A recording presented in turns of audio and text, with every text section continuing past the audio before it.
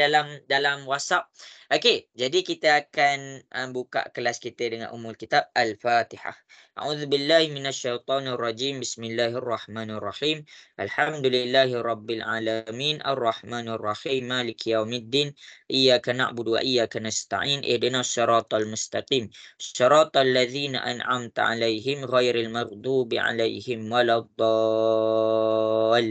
Amin. Okey. Jadi kita akan buat dulu baru cikgu terang. Cikgu pernah lah cikgu tunjuk satu realiti kisah.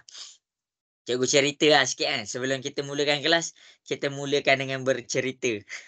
Okey, jadi cikgu pernah mengajar, cikgu tak tahu lah cikgu pernah mengajar cerita ke tak. Cikgu pernah mengajar form 5, cikgu pernah mengajar form 5 di satu sebuah sekolah.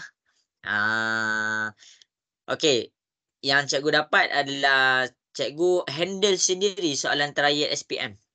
Okey, soalan trial SPM tu adalah daripada negeri adalah KPM yang keluarkan soalan trial SPM. Okey, jadi cikgu dapat awal ni. Cikgu nak test satu benda kita panggil. Okey, cikgu test, cikgu bagi dia soalan, cikgu ajar kelas cikgu selama 4 hari, selama 4 hari full day. Cikgu terangkan soalan tu sebiji, cikgu tak ubah pun. Daripada segi soal intipati soalan, daripada segi penulisan, daripada segi jawapan, semua cikgu tak ubah. Cikgu just bagi tahu diorang, okey, semua orang kena buat apa yang soalan-soalan cikgu bagi dekat depan. Cumanya cikgu ada kesilapan lah daripada cikgu. Cikgu tak bagi diorang masa untuk buat secukupnya. Ni kesilapan cikgu. Cikgu ambil ni. Okey, kamu bayang kan, situasi tu cikgu bagi soalan trial yang betul. Cikgu tak bagi soalan trial yang main-main. Cumanya cikgu tak cakap lah ni soalan trial. Cikgu terangkan soalan objektif nombor 1 sampai nombor 40 sebiji. Sekali dengan reason dia, cikgu bagi tahu dia dekat bab berapa. Okey, tu kertas 1. Kertas 2. Cikgu selesaikan jalan kerja dia sebiji. Lagi detail daripada skema tu. Okey. Dan cikgu siap bagi banyak cara untuk selesaikan setengah soalan. Okey. Jadi, diorang dah salin dah. Semua yang cikgu bagi, semua dah salin dah. Okey. Time trial yang betul, diorang buat exam. Dan cikgu pun semak. Okey, dalam kelas tu ada 20 orang. Okey, ada 20 orang. Lepas tu cikgu nak kamu bagi tahu cikgu, berapa orang A, berapa orang gagal lah rasa-rasanya? Berapa orang A rasa-rasanya? 2A 18 gagal. Cikgu dah cerita ke Azim? Tak. Tak, belum. Okey, dia lebih kurang macam tu. 2A 15 gagal. Bukan yang A tu tak ada. Dia C dengan D. 15 gagal. Memang cikgu mengamuk hari tu. Pecah rotan cikgu bagi. Okey. Sebab apa? Cikgu ambil pengalaman tu, cikgu just nak bagi tahu soalan matematik ni nak kena buat dulu. Nak kena buat dulu. Kamu bayangkan ada seseorang dia ajar kamu berlari secara teori. Okey, larilah secara teori. Cara nak lumba lari, tangan kena macam ni, kaki kena macam ni, dada kena macam ni. Tu cara nak lumba lari. Okey, kamu pun dengar. Kamu dengar 10 kali dah. Bila orang tanya, kamu boleh lari? Boleh? Kamu cakap boleh. Last, kamu tak pernah praktikal kan pun. Tiba-tiba time kamu punya praktikal, kamu tercungap. Hilang dah. Tangan jadi macam ni tangan kamu berlari. Sebab apa? Sebab kamu tak pernah cuba buat. Jadi dalam dunia ni, dia lagi better orang tu ajar sekali, kamu buat 10 kali, dibandingkan dengan orang tu ajar 10 kali, kamu buat sekali. Okey. Jelas ke semua bahagian tu? Boleh faham? Boleh. Tak kisahlah matematik ke ataupun bahagian kemahiran apa-apa pun.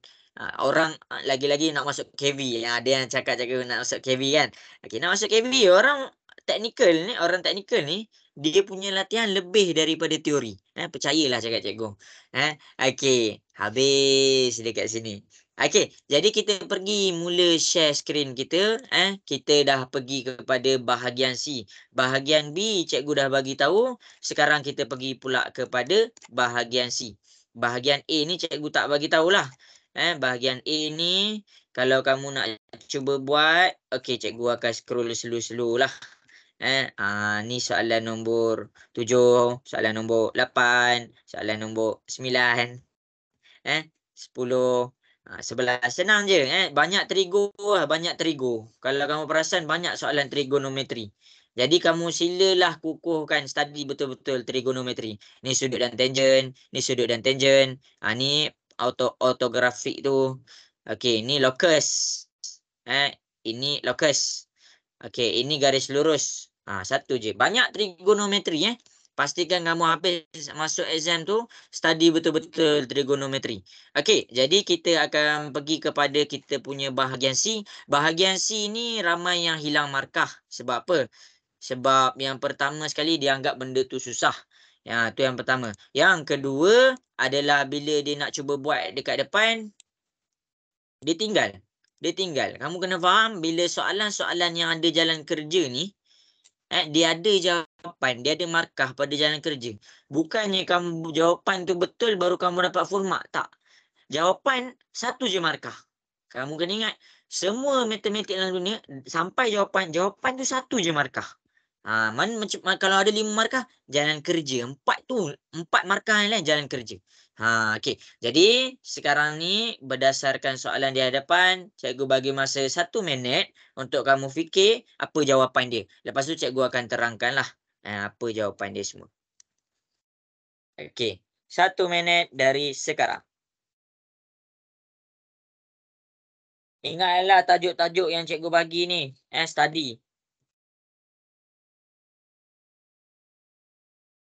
Hazim, ni tajuk apa ni Hazim? Indeks je. Indeks, pandai. Kalau siapa tak ada idea, sila. Indeks ni adalah satu tajuk yang kamu kena buka balik, fahamkan dia punya formula.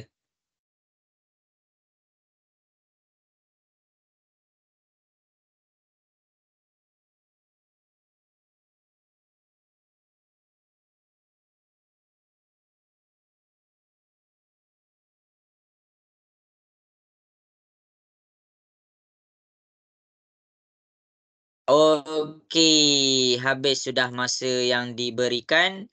Kita akan cuba selesaikan soalan-soalan di hadapan. Okey, jadi kita nak selesaikan soalan di hadapan yang pertama. Rasa-rasa M tu apa jawapan dia? Aulia tahu tak M tu apa? Kosong. Okey, pandai. Okey, jadi dekat sini apa-apa nombor yang kuasa kosong dia akan dapat sama dengan 1. Kamu letak 5 kuasa kosong dapat 1. Kamu letak 1000 kuasa kosong pun akan dapat 1. Jadi dekat sini 2 kuasa kosong dia dapat 1. Jadi M adalah sama dengan kosong. Itu yang pertama. Okey, itu hukum yang pertama. Okey, yang kedua, 1/2 kuasa 3. Hukum dia adalah 1 kuasa 2 N. Bila kita nak bawa dia naik ke atas, dia akan jadi negatif 2 kuasa negatif N. Sekarang ni 1/2 kuasa 3. Bila kita nak bawa 2 ni naik atas, dia akan jadi 2 kuasa negatif 3. Jadi dekat sini N adalah sama dengan negatif 3. Jelas ke semua? Boleh faham? Boleh cikgu. Boleh cikgu. Okey, bagus. Okey, jadi itu adalah kuasa negatif. Kalau cikgu buat 2/3 kuasa negatif 2. Berapa jawapan dia? Kalau cikgu nak hilangkan negatif dia macam mana? Siapa tahu? 3/2 terbalikkan dia. Okey, bagus. Kita nak hilangkan negatif, kita akan terbalikkan dia. Kita akan terbalikkan dia. Dia akan jadi 3 ni dekat bawah, dia akan jadi dekat atas. 2 ni dekat atas, dia akan jadi dekat bawah. Lepas tu kuasa 2. Itulah cara kita nak hilangkan negatif. Okey, habis dah soalan nombor 1. Kita pergi kepada, ingat, macam tu je pun dah 2 markah. Tak ada kiraan pun. tak ada kiraan pun. Ini tengok cikgu buat kat depan ni tak ada kira-kira pun. Jadi ini 1%, ini 1%, ini 1% lagi.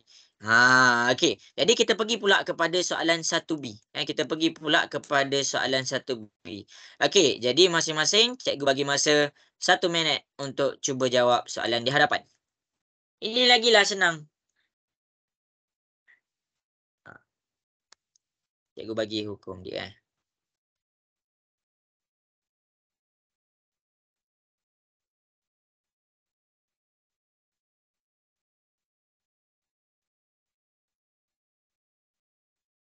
Okey, habis sudah masa yang diberikan. Sebab senang sangat kita jawab sekejap je. Okey, jadi 27 kuasa 2/3 bila kita nak keluarkan dia jadi punca kuasa, kamu kena faham yang dekat atas mesti duduk dekat belah belah mana? Dalam ke luar? Ini luar, ini dalam. Yang duduk atas duduk dalam ke luar? Dalam. Okey, pandai. Dia duduk belah dalam. Yang belah bawah dia duduk belah luar. Jadi itu cara dia. Atas duduk belah dalam, yang bawah duduk belah luar. Ni dia punya formula. Okey. Jadi itulah jawapan dia. Kita tengok kat sini. Yang ini N kita 3. Ni M kita 2. Jadi dekat sini kita nampak yang tak ada kiraan pun yang diperlukan. Jadi ini 2%. Jadi kalau masuk soalan tadi, kita dah dapat 4% daripada soalan indeks. Jelas ke semua sampai sini? Boleh faham? Boleh ke? Boleh cikgu. Okey, baik. Okey, kita pergi pula kepada soalan yang seterusnya. Soalan C. Okey. Yang ni dia suruh lukis balik. Tak apa, tak ada masalah. Okey, pada grid di bawah, lukis semula bentuk di atas dengan saiz yang lagi besar. Okey. Cikgu ajar terus. Okey, ini adalah soalan nisbah. Ini adalah soalan nisbah. Bila dia suruh lukis yang lagi besar, yang pertama sekali kamu kena tengok apa? Kamu kena tengok satu bentuk yang kamu nak buat dia lagi besar. Macam mana nak lukis dia lagi besar? Okey, yang pertama sekali adalah tengok ni. Ini 4. 1, 2, 3, 4. Kamu kena fikir kamu nak buat lagi besar berapa banyak. Kamu nak buat lagi besar, lagi 2 kali ganda. Maksudnya kalau sini panjang dia 4. Maksudnya bila masuk dekat sini, 4 darab 2. Jadi 1, 2, 3, 4, 5, 6, 7, 8. Jadi kamu kena buat dia panjang sebanyak 8 kali. Kalau itu dah 8 kali, kalau ni dah darab 2, sini pun kena darab 2 juga. Sini 2. Jadi bila dia 2, kamu buat dia darab 2. 1, 2, 3, 4. Maksudnya kena berhenti kat sini. Okey, kita dapat dia darab 2. Itu cara nak buat dia besar. Okey, jadi kat sini 1, 2, 3, 4. Okey, jadi kita ada garisan. Kita bawa dia pergi ke sini. Okey, jadi ini berhenti dekat sini. Okey, kemudian cikgu teruskan. Sini pun 2. Jadi kita bawa 1, 2, 3, 4. Dia berhenti kat sini. Jadi kita dapatlah bentuk yang lagi besar dengan nisbah 1/2. Jadi dekat situ bentuk dia lagi besar. Jelas ke kat sini? Boleh faham semua? Boleh ke? Boleh cikgu. Okey. Okey, habis. Okey, kita pergi kepada soalan D. Ramai orang tak tahu tentang soalan D ni. Okey, soalan D ni ramai yang sangat lemah sikit. Okey, jadi cikgu bagi masa untuk kamu fikir soalan ni. Cikgu bagi masa 1 minit setengah. 4 markah. Ada 4 markah. Jangan pandang 4 markah. Pandang dia sebagai 4%. Kalau orang pandang 4 markah, dia cakap, alah 4 markah je pun. Dia ingat dia boleh cekau kat markah lain. Jadi dekat sini kita pandang dia 4%. Okey. Cikgu bagi masa untuk kamu cuba selesaikan.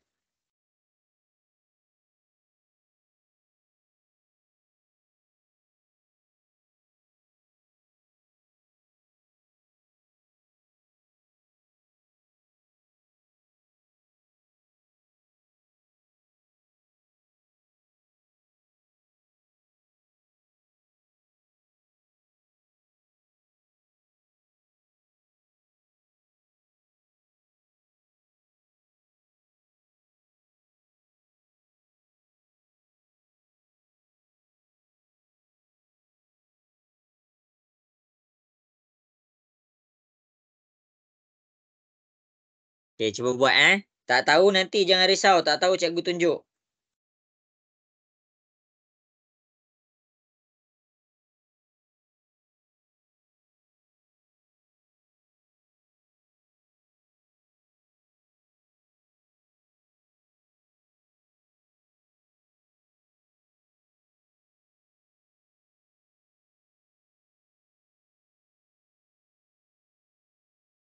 Okey, habis sudah masa yang diberikan. Okey, jadi cikgu nak tanya Hazim. Hazim dapat tak kat sini? Dapat jawapan ke? Dapat jawapan? Tak sempat tu. Tak sempat Okey, okey, okey. Jadi tak apa. Cikgu akan selesaikan sebab cikgu kejar masa juga. Kita nak ambilkan 2 jam sekali dengan penerangan. Tak cukup masa. Okey, jadi cikgu akan selesaikan. Okey, dalam tajuk form 3 ni, ramai yang confuse. Faedah ni ada 2 tau. Faedah ni dia ada 2 jenis. Bila kita cakap tentang faedah, yang pertama kita bercakap tentang simpanan. Bila sesuatu yang berbentuk simpanan, faedah tu datang dekat kita. Maksudnya duit tu kita dapat. Itu yang pertama. Yang kedua, bila bercakap tentang faedah, tapi dia di bahagian hutang, maksudnya dekat situ negatif untuk kita.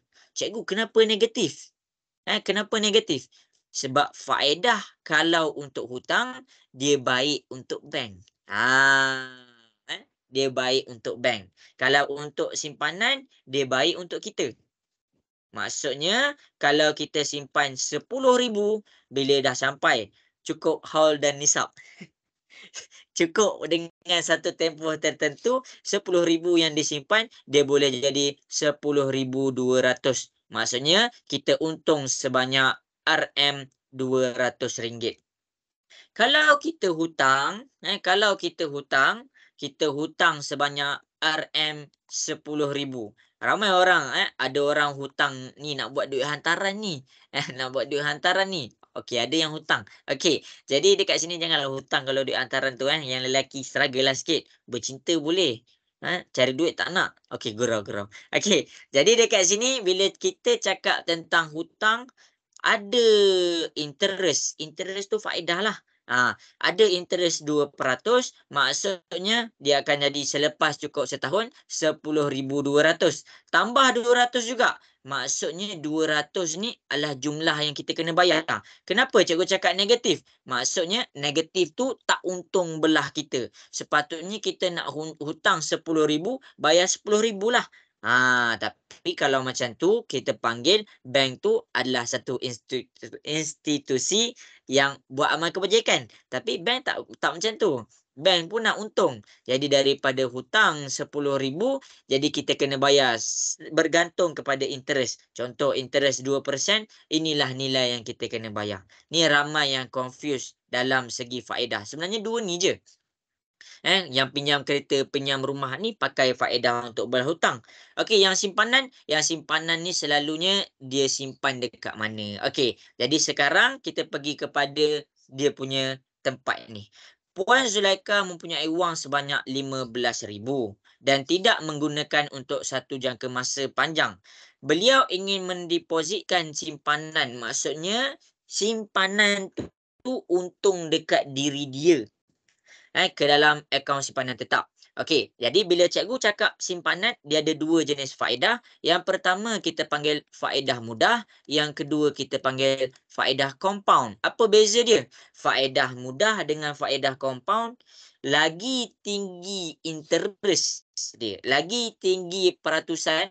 Contoh kalau cikgu pinjam 10,000, kalau cikgu simpan 10,000, dekat faedah mudah mungkin naik RM10,100. Tapi kalau dekat faedah compound, dia boleh naik lagi banyak daripada faedah mudah. Tu yang pertama.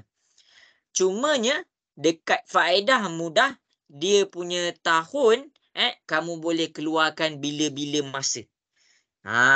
Tapi dekat faedah compound ni bila-bila boleh keluar. Bila-bila boleh keluar.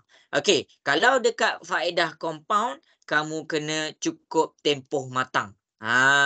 Tempoh matang. Baru kamu boleh keluarkan duit kamu. Kalau kamu keluar sebelum cukup duit tempoh matang, kamu kena bayar penalti. Kamu kena bayar penalti. Itu perbezaan antara faedah mudah dan faedah compound untuk bahagian simpanan. Jelas ke? Ayat cikgu tu boleh faham ke? Boleh Boleh ke? cikgu. Okey. Jadi itu kalau kamu faham sebenarnya dia dah merangkumi satu bab dah. Okey. Jadi yang kita tunjuk dekat sini adalah faedah compound. Sebab faedah compound dia pakai formula. Okey. Jadi kita tengok dekat sini bank manakah? Ingat nilai bank bila cikgu cakap interest ataupun kita cakap peratusan, peratusan bergantung kepada bank. Bank Islam kamu nak simpan faedah compound dia 2%. Bank Muamalat 3%. Macam itulah. Lain bank, lain peratusan dia. Okey, jadi sebab itulah kita kalau nak simpan duit, kita kena tengok mana lagi untung. Okey. Jadi kita tengok dekat sini, beliau ingin mendepositkan simpanan ke dalam akaun simpanan tetap pengiraan wang simpanan selepas 3 tahun. Maksudnya tahun dia dekat sini adalah selama 3 tahun. Jadi tahun ni adalah T. Tahan pula dah tahun tahun. Okey, itu yang pertama. Yang kedua adalah kita tengok and ni apa? Nanti cikgu terang. Okey, jadi kita pergi kepada soalan-soalan ni.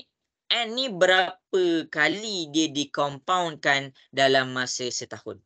Itu adalah nilai N. Okey, jadi kita tengok kepada Bank Alpha. Bank Alpha, kita nak kira N dia. N ni berapa kali dia dicompoundkan dalam masa tempoh simpanan tu. Jadi dekat sini kalau kita tengok dekat Bank Alpha, kalau kita tengok dekat Bank Alpha, N T. T ni kita dah tahu dah, dia 3 tahun. Sekarang N ni berapa kali dia compound dalam masa setahun? 6 bulan. Jadi setahun ada 12 bulan. Jadi dia kena compound sebanyak 2 kali setahun. Jelas semua? Boleh faham sampai situ? Boleh Boleh ke? cikgu. Okey, baik. Okey, Bank Beta. Bank Beta dekat sini adalah dia compound sekali je setahun. Jadi N dia adalah sama dengan 1. Okey, itu cara nak cari N. Jadi kita nak tengok jawapan dia, Bank Alpha, ambil sahaja kiraan dia 1,500 dalam kurungan 1 tambah 0.05 per dengan N dia 2. Masukkan 2. NT 2 darab 3. Ini sahaja. Kamu kena masukkan dalam kalkulator sahaja. Sebab itulah soalan ni soalan yang mudah. Cuma tak tahu cara nak jawab. Ini adalah untuk alfa. Kamu boleh cuba tekan kalkulator. Okey, ni bank alfa. Kalau kita pergi kepada bank beta, beta ke alfa ke yang berubahnya hanya nilai N dia. Jadi untuk beta 15,000 dalam kurungan 1 tambah 0.04 N dia adalah 1. Dekat sini NT 1 darab 3. Ada yang tanya cikgu, ada yang WhatsApp cikgu kenapa 0.05, kenapa 0.04. Itu adalah interest dia. Kalau simpan dekat alfa, interest dia 5%, faedah dia 5%. Kalau simpan dekat beta, faedah dia 4%. Itu cara dia. Read. Okey, jadi dekat sini kita kira alfa. Kita kira alfa. Nak kira satu-satu cikgu ajar. Mula-mula kita buka dulu 2 darab 3 ni. 15,000 selesaikan yang dalam. 1 tambah dalam kurungan 0.05 bahagi 2. Okey. Jadi dekat sini kita tekan kalkulator. 1 tambah dalam kurungan 0.05 bahagi 2. Kita tekan, kita dapat 1.025. Lepas tu 2 darab 3 kuasa 6. 2 darab 3 kan 6. Okey, jadi nak tekan, lepas kamu dah dapat ni, tekan dulu yang dalam kurungan ni. Macam mana nak tekan? Kamu tekan 1.025 topi. Ingat, topi. Topi tu maksudnya kuasa. Kuasa dengan 6. Okey, answer tadi, jadi kamu dah dapat answer tadi kan? Kamu selesaikan 15,000. Kalau tak, kalau kamu pening pun kamu tekan macam ni. Daripada sini, tekan kalkulator 15,000. Lepas tu buka kurungan 1.025. Lepas tu kamu letak topi 6. Itu cara dia nak tekan kalkulator. Sebab apa? Sebab ramai salah. Bila tekan kalkulator masuk salah. Jalan kerja dah betul tapi tekan kalkulator salah.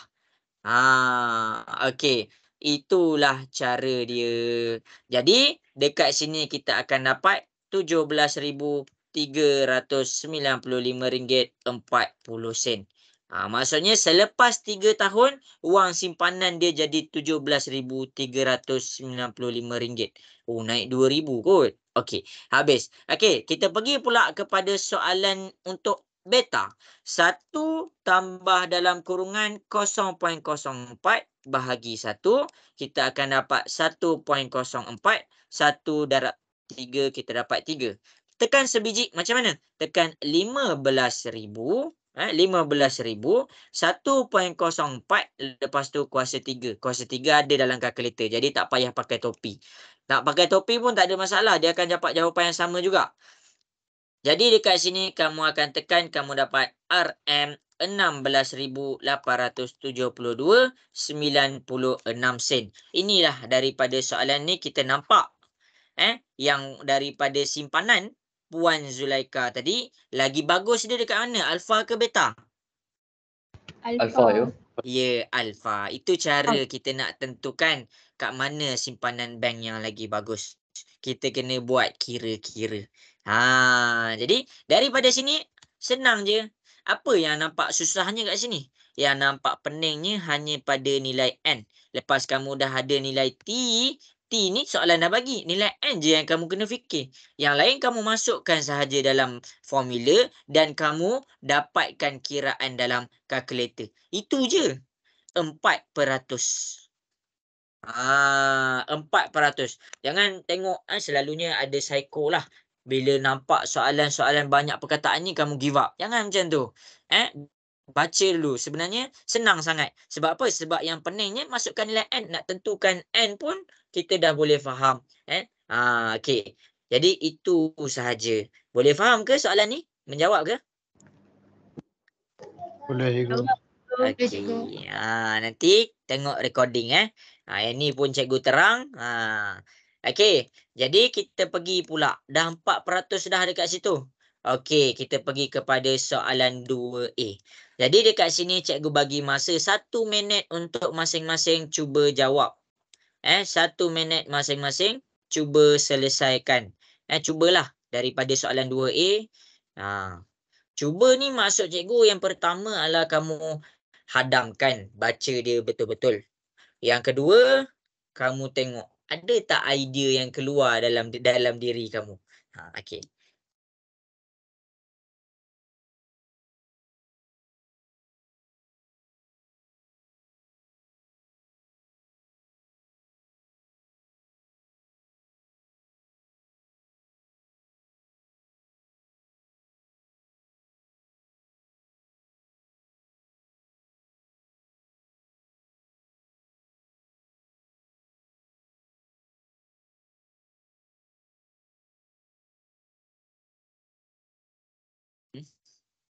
Berapa tu? 100.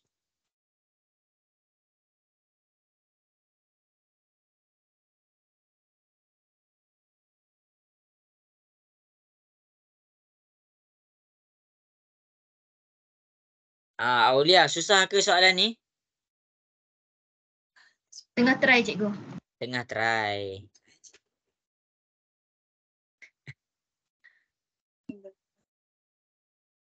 Aina ada ke? Aina Damia ada ke?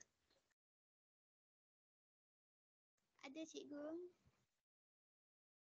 Aina Damia boleh buat tak tu? Susah ke senang soalan ni? Senang.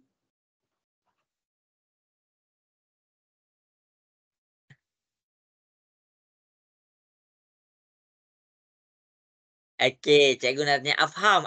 Susah ke senang soalan ni Afham? Ya, cikgu tengah buat cikgu. Sabar. Tengah tengok lagi senang kita. Okey, jadi masa menjawab sudah pun tamat. Cikgu akan tunjukkan jalan kerja dia. Okey. Tengok sambil-sambil tu yang tengah buat boleh je terus buat. Cikgu ni masa cikgu terhad. Sekarang dah pukul 9.12. Jadi 9.30 cikgu ada sejam baru soalan 2. Okey. Populasi di bandar A adalah 5.14. Kita keluarkan. 5.14 darab 10 kuasa 3. Manakala populasi di bandar B adalah 6890. Ni populasi ni maksudnya jumlah orang lah. Tunjukkan langkah pengiraan dan tentukan jumlah. Bila dia kata jumlah maksudnya dia suruh tambah A tambah B. Itu sahaja. Dan dia minta apa? Dia minta dalam bentuk piawai. Dia minta dalam bentuk piawai. Jadi dekat sini dia soalan ni nak tanya kamu pandai ke tak? Kamu jelas ke tak tentang bentuk piawai? Jadi jumlah tak ada masalah, kita tekan je kalkulator. 5.14 darab 10 kuasa 3 tambah terus 6890. Yang ni kamu pandai tak tekan kalkulator? Kamu kena tanya diri kamu. Jadi dekat sini cikgu tekan kalkulator 5.14 eksponen 3. Ni cara nak tekan kalkulator, tak payah tulis 10 kuasa 3. 5.14 dia ada eksponen EXP, nanti dia ada lepas tu kamu tekan 3 terus. Itu cara dia. Ada kalkulator dia terus bagi 10x. Tekan 10x tu. Okey, lepas tu tekan tambah 6890. Jadi dekat sini kamu akan dapat jumlah dia 12,030. Selesai step yang pertama. Step yang kedua, kita nak kena tukarkan 12,030 orang kepada bentuk piawai. Okey, dekat sini cikgu jelaskan. Nak tukar kepada bentuk piawai ada 2 syarat. Syarat pertama adalah titik perpuluhan mesti sebelah daripada nombor pertama. Nombor pertama dia apa? 1. Jadi titik perpuluhan mesti dekat sini. 12030. Jadi nak gerakkan titik perpuluhan. Dia mesti ada darab 10 kuasa berapa. Okey, kalau pergerakan dia daripada kiri ke kanan. Daripada kiri. Ni kalau kamu tak faham. Kalau pergerakan dia daripada kanan pergi kiri. Maksudnya ke kiri lah. Pergerakan dia ke kiri. Maksudnya ini adalah positif. Kalau pergerakan dia cikgu tulis daripada kiri ke kanan. Maksudnya ke kanan lah. Ke kanan. Dia bergerak ke kanan. Dia akan dapat negatif. Sekarang kalau kamu pening, kamu boleh baca ke kiri dengan ke kanan sahaja. Okey, titik perpuluhan kita dekat sini sekarang ni. Dia bergerak 1, 2, 3, 4. Jadi kita boleh nampak anak panah kita ke kiri. Bila ke kiri dia adalah positif. Letak darab 10 kuasa positif. Positif berapa? Kita kira berapa banyak dia langkah. 1, 2, 3, 4. Jadi positif 4. Ini jawapan dia. Ini sahaja 4%. Jelas ke semua? Boleh faham ke cara cikgu tunjuk kat depan? Cikgu saya nak tanya. Ya, tanya. Kalau saya tulis 1.203 saja, betul tak? Boleh. Tak ada masalah. Cikgu. Okey, baik. Jadi itulah cikgu cakap soalan-soalan macam ni. Ni 4 markah ke 3 markah? Cikgu tak nampak tadi. 3 markah, sorry. 3 markah. Jadi soalan macam ni lah yang kamu akan jawab dalam UASA. Percayalah. Apa yang kamu nampak rasa-rasa susah tu sebenarnya senang je. Jadi yang kamu kena fikir adalah idea tu. Idea tu. Habis dekat sini. Jelas ke semua? Cara nak tukar kepada bentuk piawai ni, kamu kena faham betul-betul. Salin tips daripada cikgu ni dan study balik. Ke kiri dia positif, ke kanan dia negatif. Jelas ke? Boleh faham ke cikgu terang 2A ni? Boleh cikgu. Okey, habis. Okey, bagus. Okey, kita pergi kepada soalan 2B. Sambil-sambil cikgu terang tu, sambil-sambil cikgu study lah. Cikgu pula study. Kamulah study. Okey. Jadi, dekat sini kita pergi kepada soalan yang seterusnya. Berapa markah? 3 markah. 3 markah. Okey, cuba selesaikan. Cuba selesaikan. Fahamkan ayat tu elok-elok.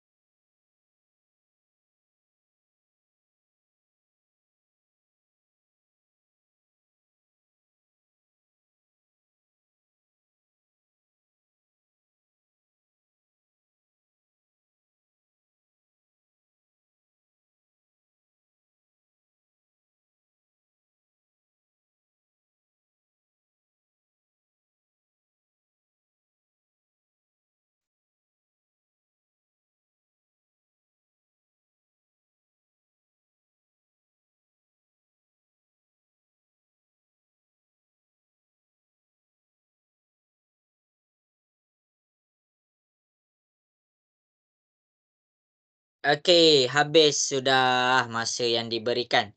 Cikgu akan jelaskan jawapan dan cikgu akan jelaskan juga bab ni. Okey. Jadi masing-masing ada ke kat sini? Cikgu nak dengar suara sikit. Ada yo. Ada cikgu. Okey, baik. Okey, bab ni adalah tentang faedah tadi. Cikgu bagi situasi dia. Okey. Faedah tadi kita kira untuk simpanan. Sekarang kita kira untuk hutang. Konsep dia adalah konsep yang sama. Contoh, kita cakap kita ambil seorang lelaki kat sini, kita ambil Jad. Okey, Jad ni dia nak kahwin. Jadi bila nak kahwin, yang si perempuan tu minta hantaran sebanyak 50,000. Tak tahulah, Jad kahwin dengan bidadari kot 50,000. Okey, jadi kat sini Jad nak hutang sebanyak RM50,000. RM50,000 dia nak hutang dekat bank. Okey, jadi kalau kita nak hutang pun kita kena pilih bank yang terbaik.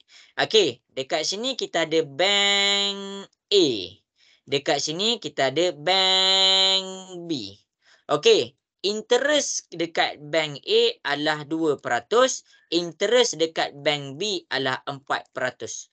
Kalau kita buat simpanan, kita akan ambil di faedah yang lagi tinggi. Tapi bila kita ambil untuk hutang, kita ambil dekat faedah yang lagi rendah. Ingat tu ayat cikgu. Jadi sekarang dia ada formula premium darab dengan rate darab dengan tahun. Jadi bila Jad nak hutang 50,000, Jad kena bagi tahu berapa tahun dia nak bayar balik.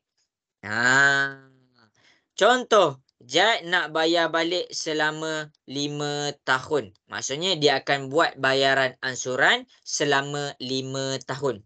Jadi cara kiraan dia, P ni premium. P ni adalah berapa banyak dia nak pinjam, 50,000. Kita masukkan 50,000.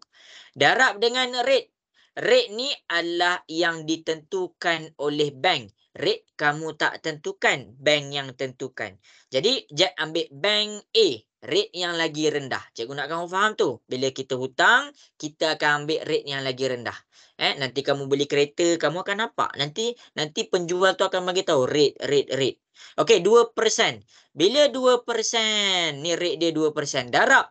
Berapa tahun tu, berapa banyak tahun ataupun tempoh masa yang Jad perlukan untuk bayar balik. Jadi 5 tahun. Kita letak 5.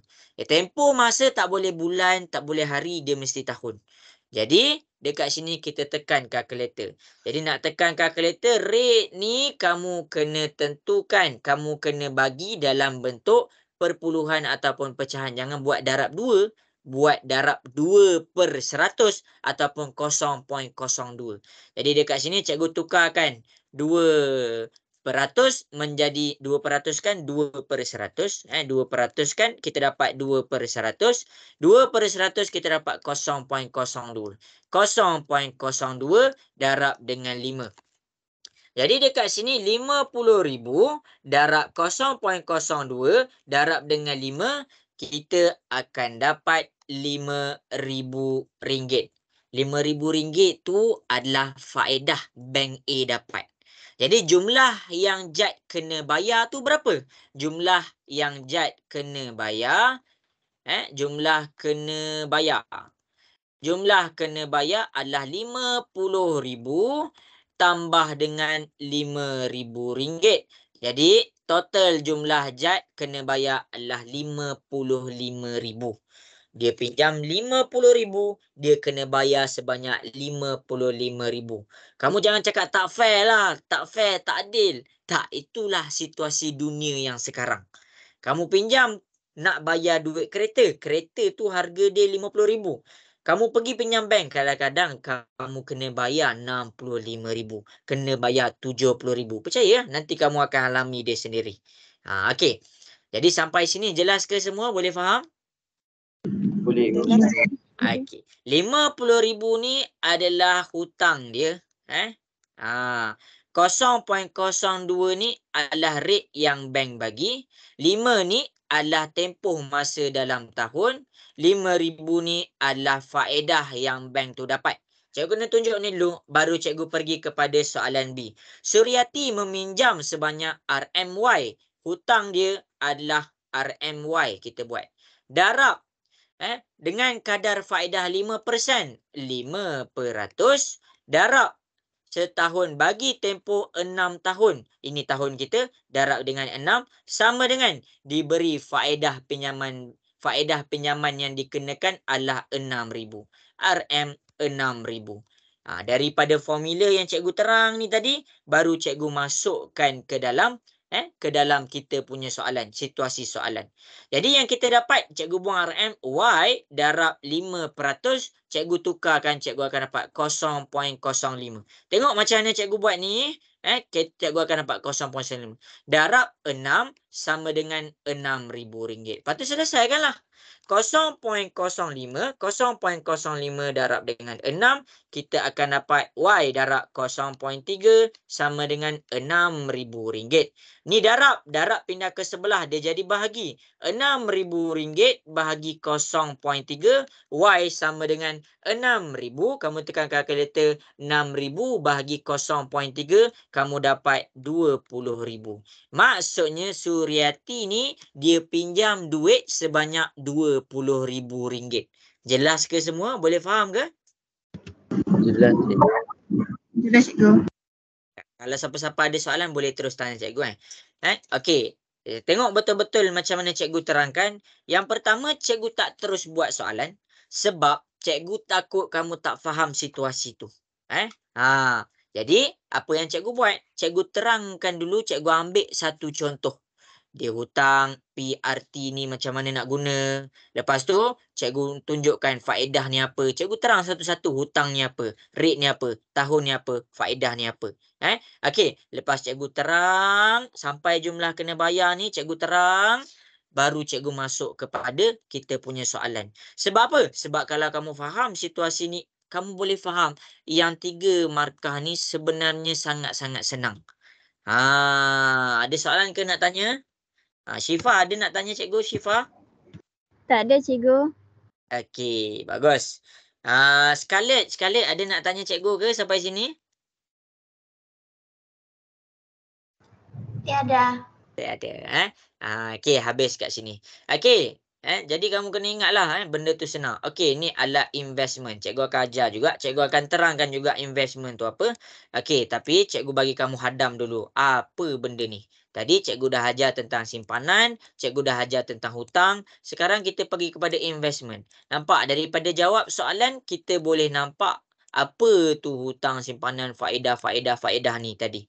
Okey. Jadi cikgu bagi masa untuk kamu hadamkan. Macam mana nak selesaikan soalan dekat depan.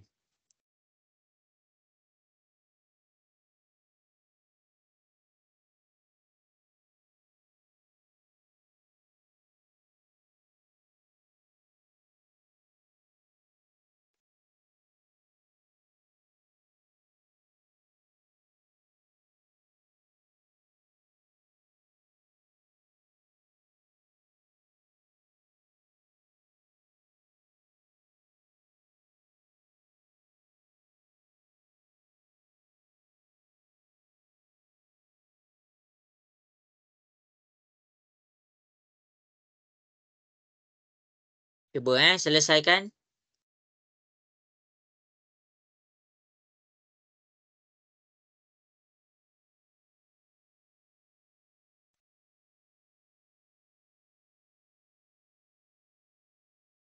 Ramai form 3 lemah tajuk ni, tapi tak apalah. Tapi kamu boleh nampak yang ni masuk periksa Ha.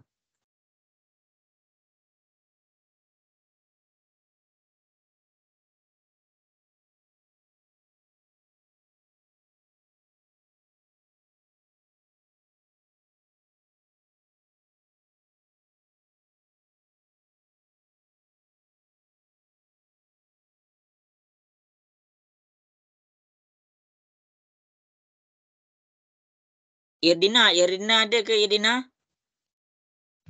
Ada cikgu. Okey, baik.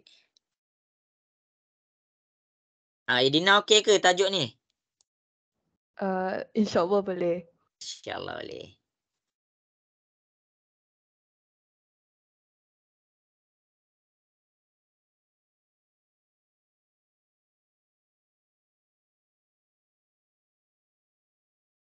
Okey, yang ni cikgu bagi masa hadamkan. Azim, yang ni okey ke tajuk ni? Tak okey. Tak okey. Tak apa, cikgu cuba terangkan cikgu cuba terangkan. Okey, cikgu bagi masa 2 minit lagi. 2 minit. Cuba.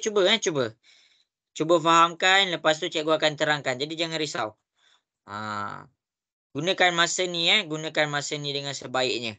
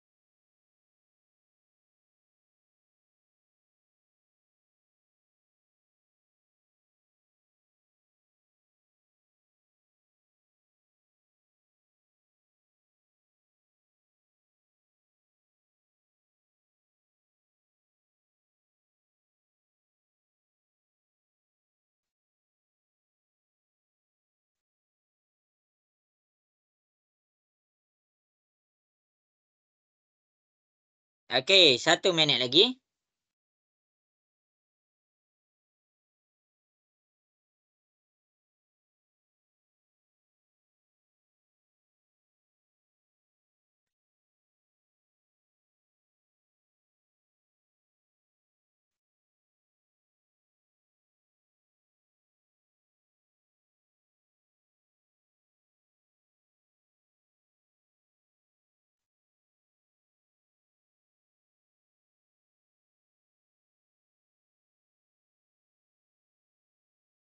Aulia boleh buat tak?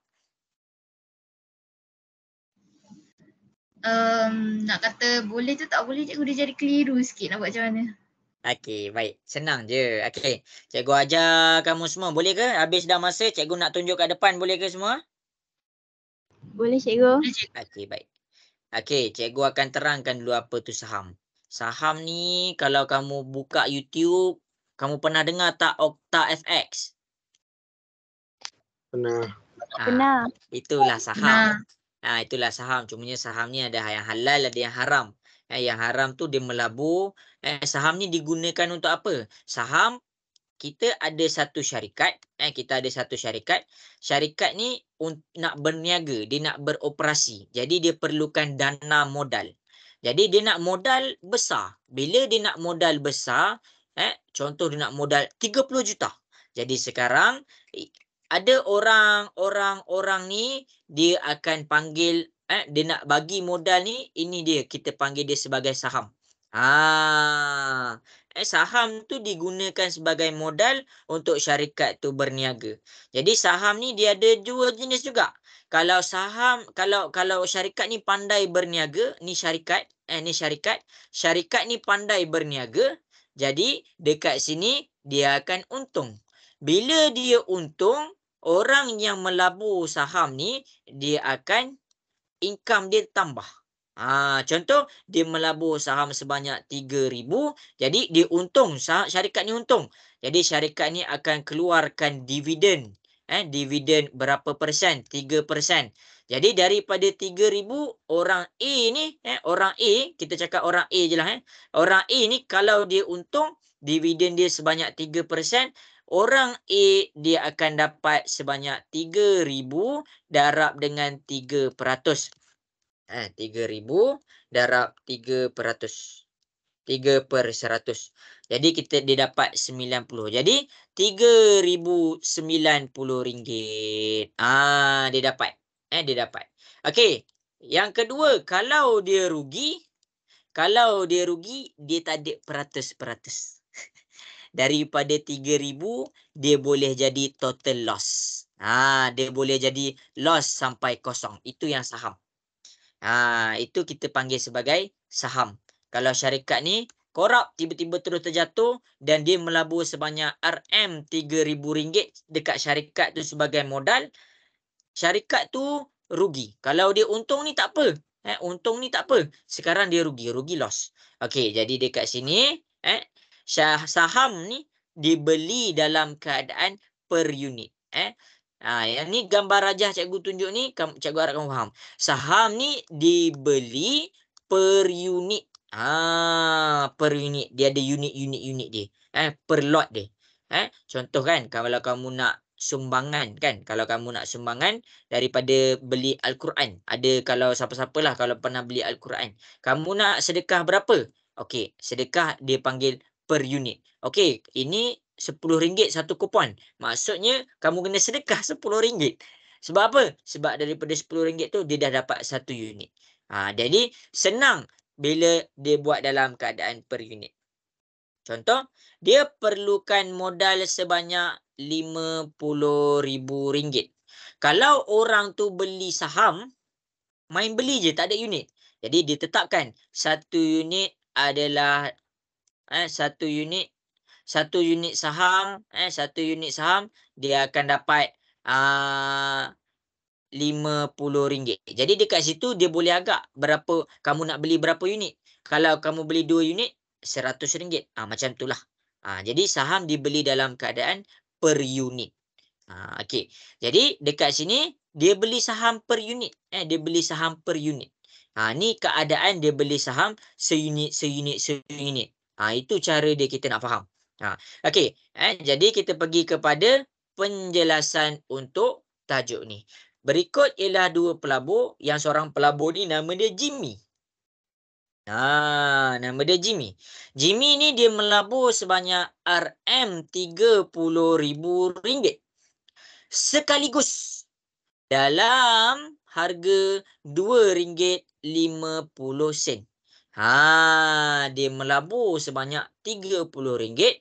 RM30,000 dan RM2.50 seunit.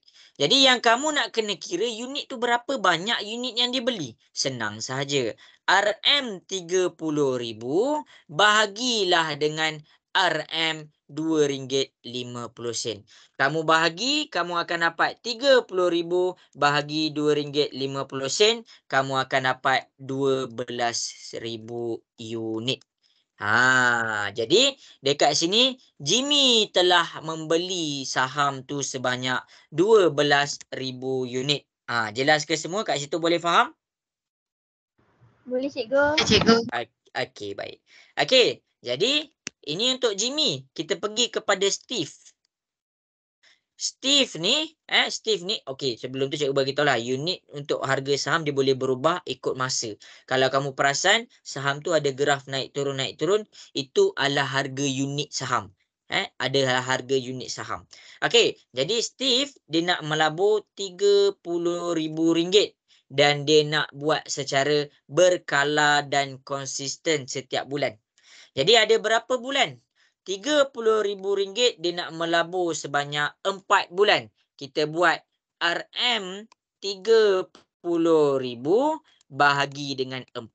Jadi 30,000 bahagi dengan 4, kita dapat RM7,500. Maksudnya bulan ni dia buat 7,500, bulan ni dia buat RM7,500, sama juga sini 7,500, sini pun RM7,500. Jadi kita nak dapatkan berapa unit yang Steve ni beli. Cara dia kamu kiralah satu-satu. Tu je, 7,000 untuk bulan Mac. Kamu ambil 7,500 bahagi dengan unit dia RM2.50. Untuk bulan April. Untuk bulan April, kamu dapat 7,500 bahagi dengan unit dia 2.45. Okey, untuk bulan Mei. Mei dekat sini ambil 7,500 bahagi dengan 2.5. Untuk bulan Jun dekat sini kamu ambil 7,500 bahagi dengan 2.4. Itulah maksud dia. Jadi sekarang Steve ni kita bahagi 7,500 bahagi 2.5, kita dapat 3,000 unit. Untuk April, 7,500 bahagi 2.45, dia akan dapat 3,061 unit. Untuk unit tak ada decimal place. Okey, kemudian untuk bulan Mei, 7,500 bahagi 2.5, dia akan dapat 3,000 unit. Untuk bulan Jun, 7,500 bahagi dengan 2.4, dia dapat 3,125 unit. Jadi dekat sini Steve ni dia dah dapat beli berapa unit? Kamu tambahkan semua. 3,000 tambah 3,061 tambah 3,000 tambah 3,125 unit. Steve telah membeli sebanyak 12,186 unit. Jadi dekat sini kita nampak Jimmy dia beli sebanyak 12,000 unit. Manakala Steve dia beli sebanyak 12,186 unit. Steve telah membeli ekstra 186 unit nak dibandingkan dengan Jimmy. Jadi Steve lagi untung daripada Jimmy. Jelas ke? Boleh faham ke? Boleh cikgu. Okey. Hazim, jelas ke Hazim? Ada soalan nak tanya? Tak ada. Okey. Jadi sebenarnya calculation dia mana yang susahnya? Calculation dia unit dia beli, dia melabur, RM dia melabur bahagi dengan RM dia per unit. Ini je formula yang cikgu pakai. Siapa tahu dapat 3 markah, siapa tak tahu tak dapat 3 markah. 3 markah tu apa? 3%. Ini cara nak tengok berapa banyak unit saham yang dibeli. Ini je formula dia, tak susah pun. Jadi kalau kamu boleh faham apa yang cikgu tunjuk, tak faham juga, tengok je contoh kat Jimmy tu. Kenapa dapat 7,500? Sebab dia kan ada 30,000. Jadi dia nak berkala dan konsisten. Jadi dia melabur 7,500 kat sini, 7,500 kat sini. Itu cara dia. Nanti kamu boleh tengok balik rakaman kalau kurang jelas. Syifa, boleh faham ke jalan kerja cikgu tunjuk? Boleh cikgu. Okey, okey, habis. Okey, kita pergi kepada soalan yang seterusnya adalah soalan 3A. Cikgu terangkan slow-slow. Cikgu terangkan slow-slow. Okey, jadi daripada dah kita langkah kepada soalan 3A, ada berapa markah? Ada 3%. Okey, 1 minit untuk kamu hadamkan 3% ni.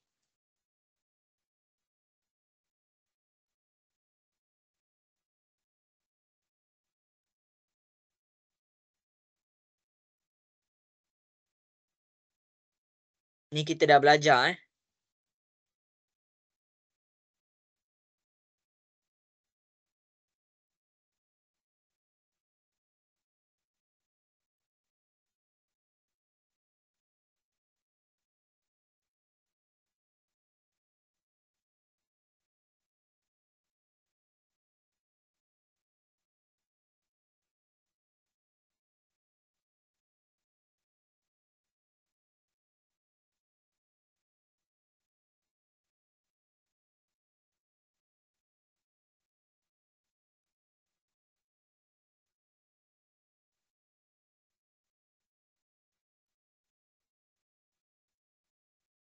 Okey. Aulia ada idea tak nak selesaikan ni? Ada cikgu. Okey, bagus. Okey. OEF. Kalau kamu nak tengok sudut tu sudut dekat mana, yang pertama kamu tengok sudut nombor yang di tengah, huruf yang di tengah. Oh, dekat E. Maksudnya dia dekat sini. Ini adalah sebagai tangent. Kalau dia bercakap tentang tangent, maksudnya tangent berapa? Berapa sudut tangent? 90. 90. Jadi sini sahaja dah satu markah. Jadi calculate nilai X. Nak cari nilai X, kita ada segitiga. Sini 90, sini X, sini 34. Total sudut pedalaman segitiga berapa? 180. Ya. X tambah 90 tambah 34, kita dapat 180. Jadi X tu apa? Kita pindahkan, kita 180 tolak 90 tolak 34. X adalah 56 darjah. Jadi ini je. Ini adalah satu markah. Ni satu markah 3%. Ingat soalan UASA yang pertama sekali adalah kamu kena faham apa yang soalan nak. Sebenarnya yang dia form 3, level form 3 tak macam SPM. Tak macam SPM. Habis. Jelas ke semua untuk 3A? Boleh faham ke? Boleh. Ada cikgu. Okey, bagus. Okey, kita pergi kepada 3B. Tuliskan persamaan. Nak tukarkan. Nak tukarkan kepada persamaan garis lurus dalam persamaan pintasan. Ini kita dah buat dah.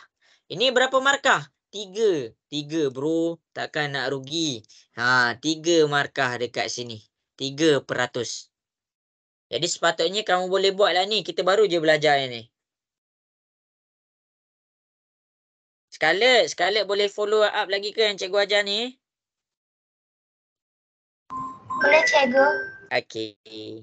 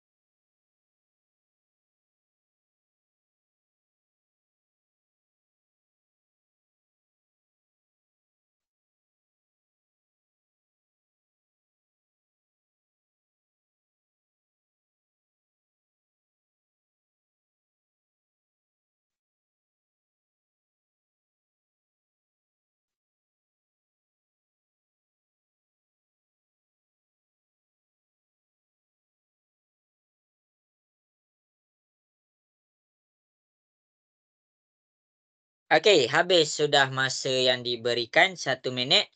Jadi, persamaan kecerunan. Ini kita panggil sebagai persamaan kecerunan. Nak tukarkan kepada persamaan pintasan. Cikgu dah ada ajar. Persamaan pintasan dia sama dengan 1. Y sama dengan negatif 2X tambah 8. Sebelum kita buat dia sama dengan 1, kita pindahkan dulu ke sebelah. Jadi negatif ke sebelah dia jadi positif. 2X tambah Y sama dengan 8. Ini sahaja satu markah. Kemudian 8 ni nak jadikan 1, kita buat bahagi 8. Y per 8 tambah 2X per 8. Ini sahaja satu markah. Jadi cikgu pergi pula. 2 dengan 8 kita kecilkan. Kita dapat 1 per 4X tambah. Ini kita kecilkan 1 per Y8. Tak ada masalah. Ini 1. Ini 1 markah. Ini sahaja 3%.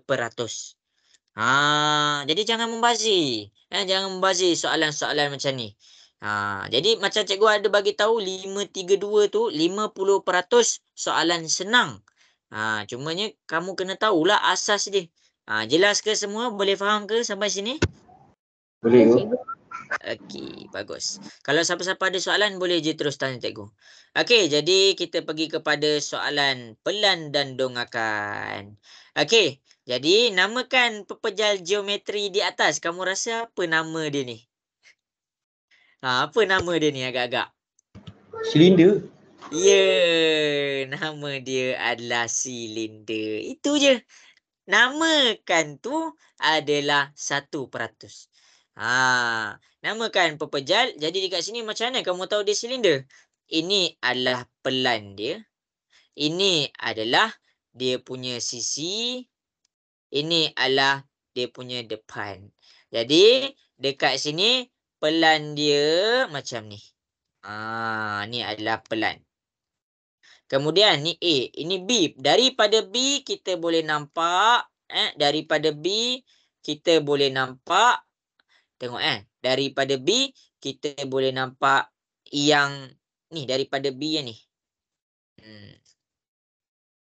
Kemudian daripada depan, ni depan dia, A. Itu je.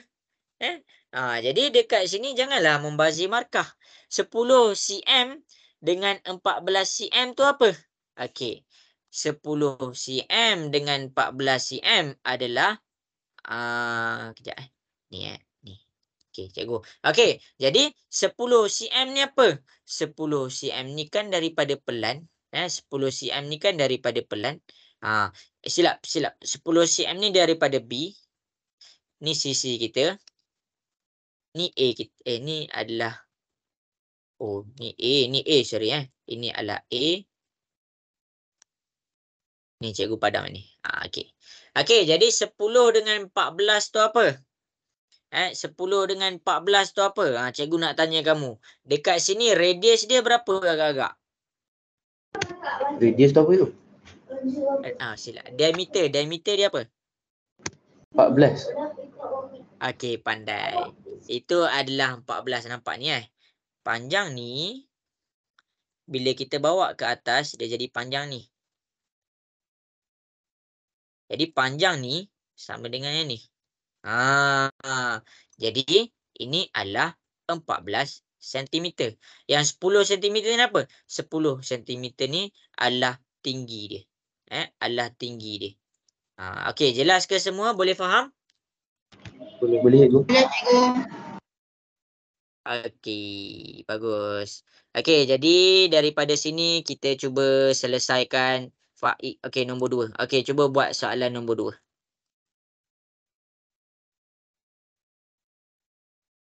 Cikgu bagi masa.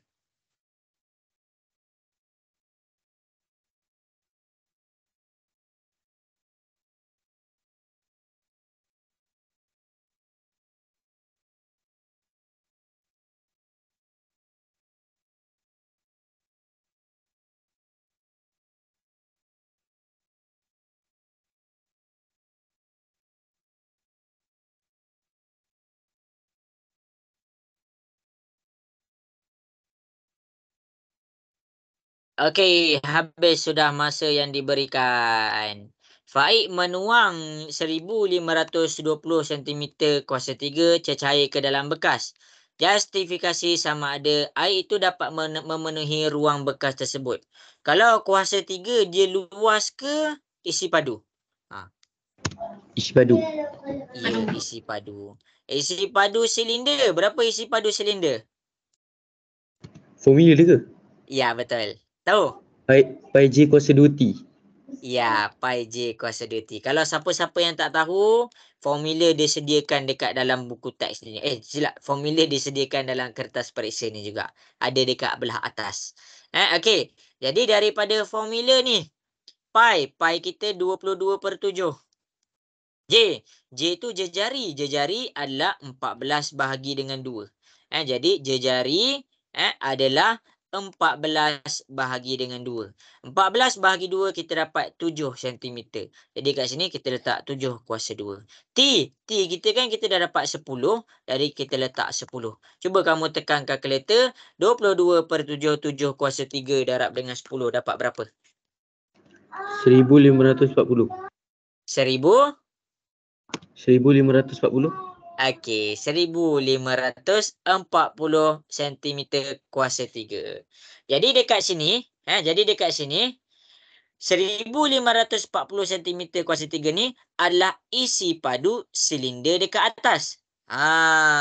Jadi Faik ni dia nak menuang air sebanyak 1520 kuasa 3. Jadi dia boleh tak tuang dekat situ? Boleh? Boleh. Sebab apa? Sebab ruang yang disediakan adalah 1540. Dia nak tuang adalah 1520 sentimeter kuasa 3. Jadi kita cakap boleh. Boleh memenuhi ruang bekas tersebut. Jadi itu yang dimaksudkan boleh memenuhi. Kalau kamu tengok jalan kerja cikgu sikit je. Daripada sini saja 4%. Nak faham soalan tu adalah benda yang paling penting dalam UASA. Soalan-soalan dalam UASA kebat ni dia tak ada sangat pun. Dia tak ada sangat pun. Cumanya daripada sini untuk pelan dan dongakan kamu kena faham elok-elok.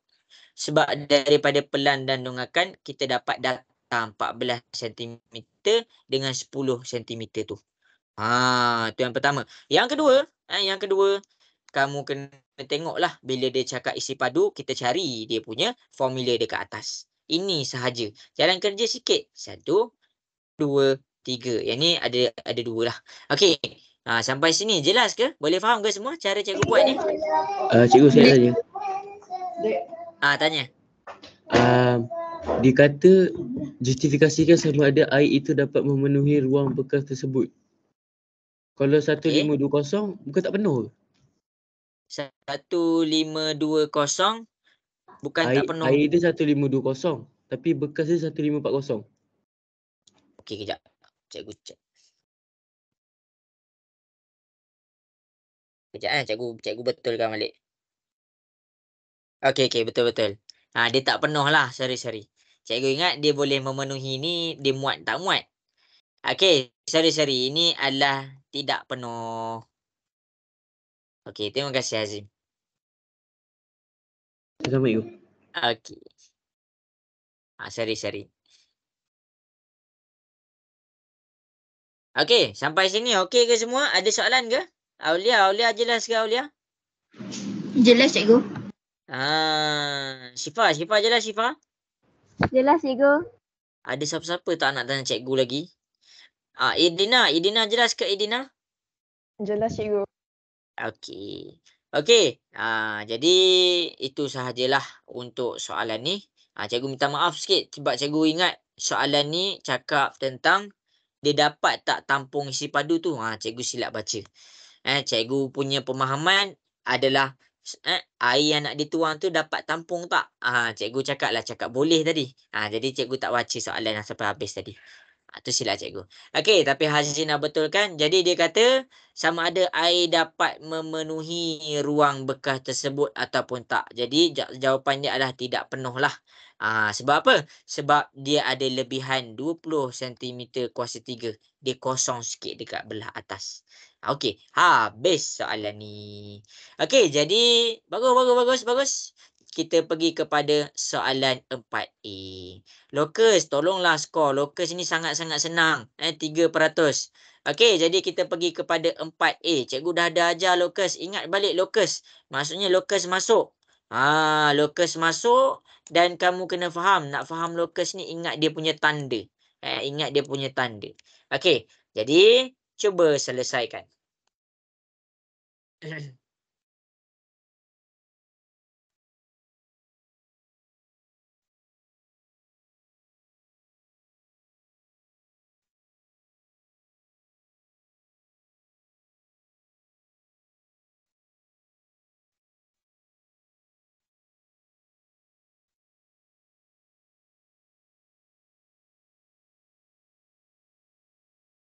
Faham? Ingat lagi tak tentang lokus ni? Faham?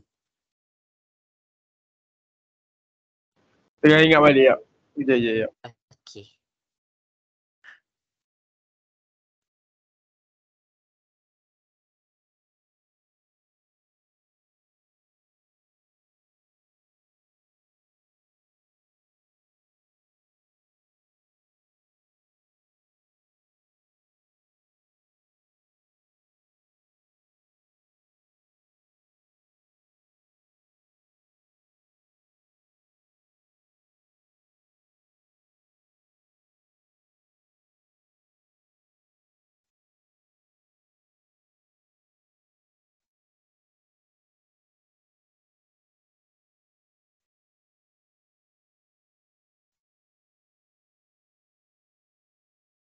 Okey, habis. Locus ada 5 jenis.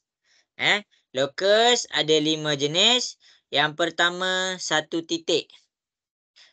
Satu titik akan membentuk bulatan. Yang kedua, ada 2 titik. 2 titik locus dia adalah akan ada satu garisan tengah-tengah antara 2 titik. Yang ketiga, locus dia adalah satu garisan.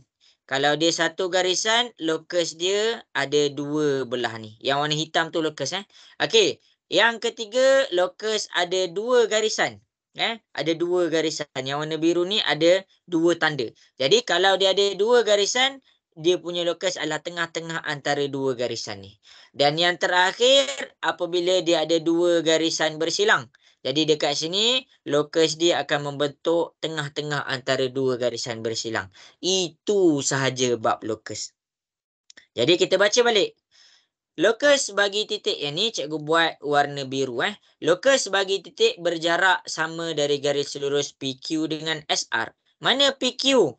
PQ ni adalah P ke Q ni cikgu buat kat atas. Mana tanda dia? Tanda dia PQ dengan SR. Jadi bila PQ dengan SR, yang nombor 1, jawapan dia adalah yang warna biru. Itu sahaja 1%. Jadi nak ingat locus, ingat tanda. Bila kamu faham tanda, kamu boleh jawab locus dia. Okey, habis untuk yang pertama. Yang kedua, cikgu buat warna hijau. Tanda dia apa? Tanda dia adalah titik P dengan titik R. Mana dia? Ini titik P, ini titik R. Jadi, dia punya locus adalah di tengah-tengah antara 2 titik P dan titik R. Jadi, cikgu buat garisan. Ini adalah locus untuk nombor 2. 2%. Jadi dekat sini kita dah betul 1%. Sini kita dah betul 1%. Akhir sekali, PS dan PQ. Mana PS dan PQ? Okey. P ke S. Cikgu buat tanda dia dulu. Ingat, locus buat tanda dia dulu. P pergi kepada S. P pergi kepada Q. Bila dia ada 2 garisan yang tengah-tengah bersilang, jadi locus yang terhasil, cikgu buat dia warna merah. Okey, jadi ini adalah locus dia. Jadi itu adalah locus dia. Jadi dekat sini, locus ni adalah kita panggil markah bonus lah. Sepatutnya kamu boleh skor 3-3 ni. Nak faham locus, faham tanda. Daripada tanda, kamu akan nampak dia punya pergerakan locus tersebut. Jelas ke semua? Boleh faham? Inilah jawapan dia. Boleh ke? Ya, cikgu. Okey, inilah jawapan. Ingat balik, buka balik apa. Nak faham locus, kamu buka muka surat bab 8 tu, kamu buka pergi terus kepada yang terakhir sekali. Kamu boleh terus nampak tanda dia macam mana. Kalau tanda dia 1 titik, macam mana pergerakan dia. Kalau tanda dia 2 titik, macam mana pergerakan dia. Kalau tanda dia 1 garisan, macam mana pergerakan locus dia. Pergerakan locus bergantung kepada tanda dia. Boleh buka balik rumusan bab 8 boleh buka buku teks. Senang. Bila masuk locus ni adalah soalan yang bonus lah. Habis soalan 4A. Okey, kita pergi kepada 4B. Ini adalah lukisan dalam skala. Lukisan skala. Lukisan berskala. Ingat, tak ada calculation yang susah pun. Daripada tadi, tak ada pun yang susah pun. Kamu boleh tengok balik rakaman cikgu. Okey, boleh cuba selesaikan. 1 minit untuk hadam. Lepas tu kita buat sama-sama. Hadam, cari idea. Cari idea.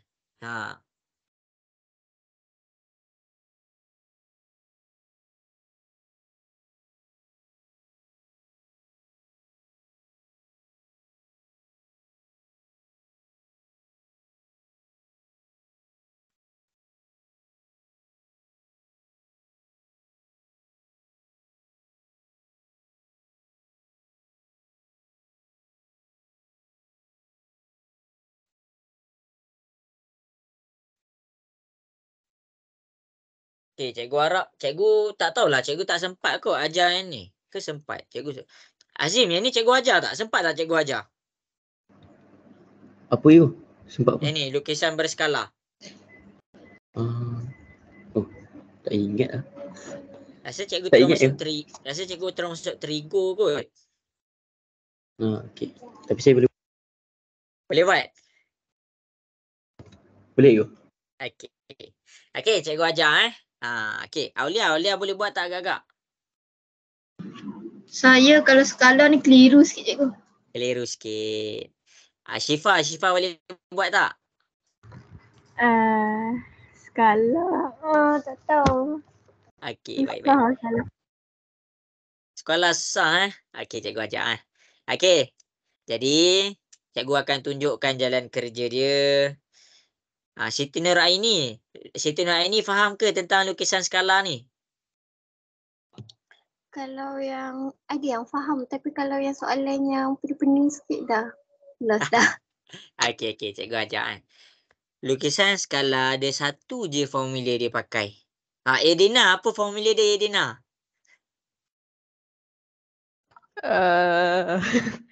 Satu, entahlah. Okey, Aku tak cikgu ingat. ajar.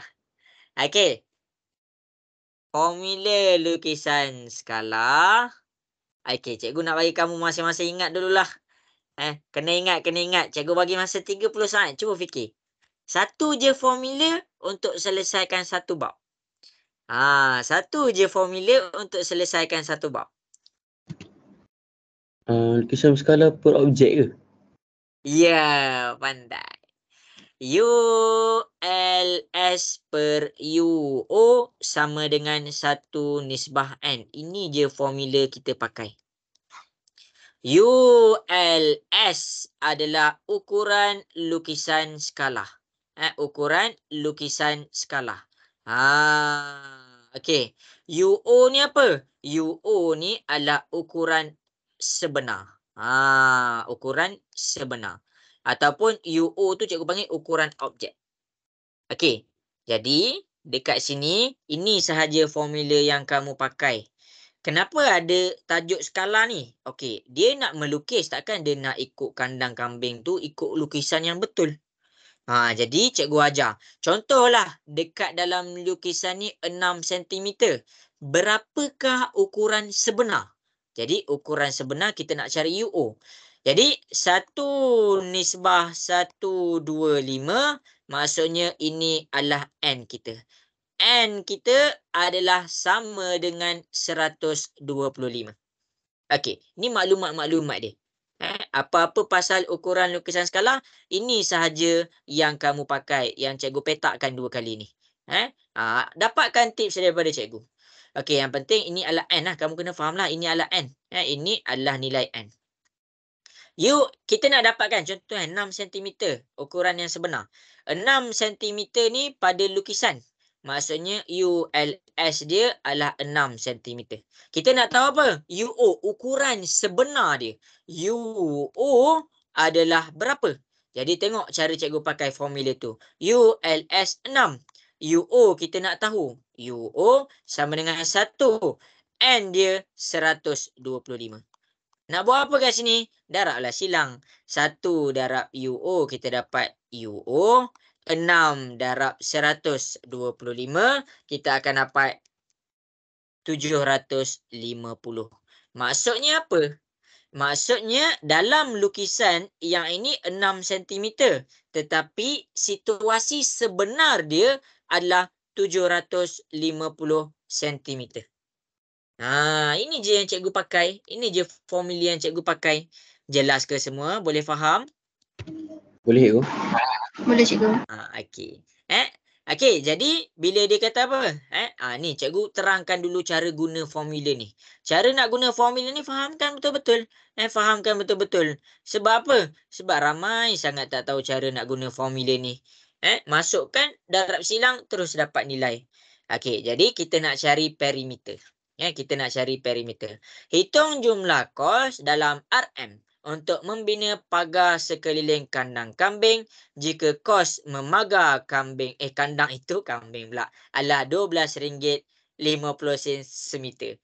Jadi mana kandang kambing? Ini dia kandang kambing. Cikgu buat yang warna biru. Okey. Sampai sini jelas ke semua? Boleh faham? Boleh cikgu. Okey. Jadi kita dapatkan dulu dia punya perimeter. Kita dapatkan dulu perimeter kandang kambing. Perimeter kandang kambing sini 6. Maksudnya sini pun 6. Jadi cikgu dah dapat 6 tambah 6. 6 satu untuk belah atas, 6 satu untuk belah bawah. Kiri kanan dia berapa agak-agak? Kiri kanan dia berapa? 12. Okey. Ini 16 cm, ini 4 cm. Jadi bila kita nak dapatkan panjang ni, 16 tolak dengan 4, kita akan dapat sini 12 cm. Maksudnya 12 cm untuk belah kiri, 12 cm untuk belah kanan. Sampai sini jelas ke semua? Jelas cikgu. Okey. Jadi kita kira 6 tambah 6 tambah 12 tambah 12, kita dapat 36 cm. Dan pasal ini je satu markah. Ini dah satu markah dah. Okey, seterusnya dia nak dapatkan RM12.50 semeter.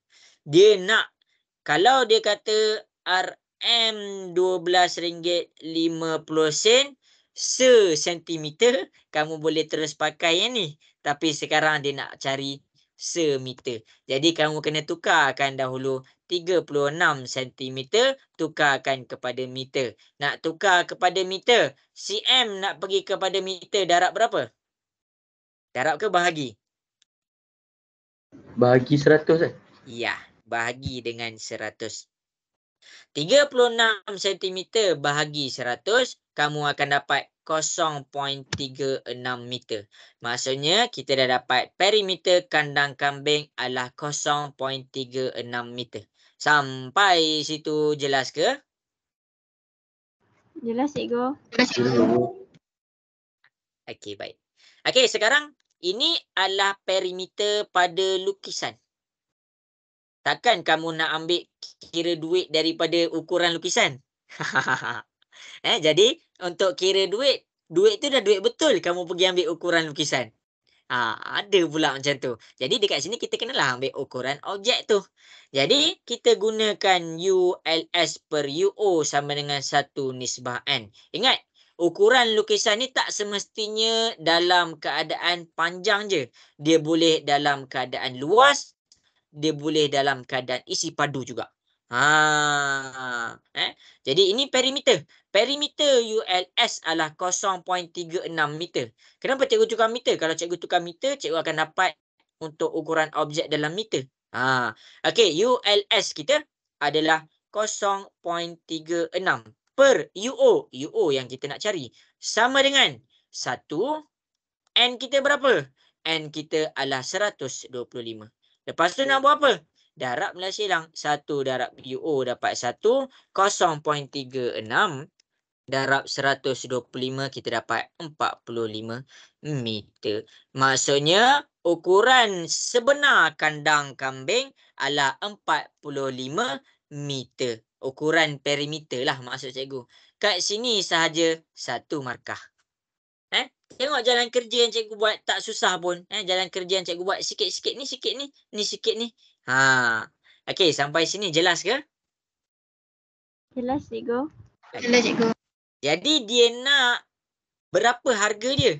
RM12.50 1 meter. Jadi dia ada 45 meter. Jadi kita ambil RM RM12.50 darab 45. Jadi RM12.50 darab 45. Jadi harga yang dia punya pagar adalah RM562.50.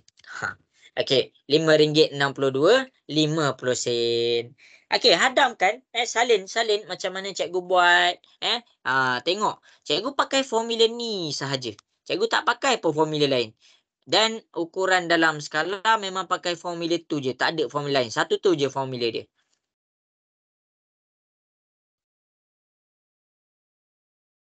Okey, jelas ke semua? Yang ni ada soalan ke nak tanya cikgu? Jelas. Jelas. Okey, yang pertama sekali cikgu ajar kamu dekat sini apa? Cikgu ajar dulu kamu cara nak guna ULS per UO sama dengan 1/n. Cikgu ajar dulu. Biar kamu faham macam mana nak dapatkan ukuran objek tu. Yang kedua, lepas kamu dah faham yang ini, cikgu dah terang ini, baru cikgu baca soalan tau tadi. Okey, Baru cikgu baca soalan, cikgu tengok dia nak kandang kambing punya perimeter. Jadi kat sini cikgu cari dulu perimeter. Kat sini cikgu cari dulu perimeter.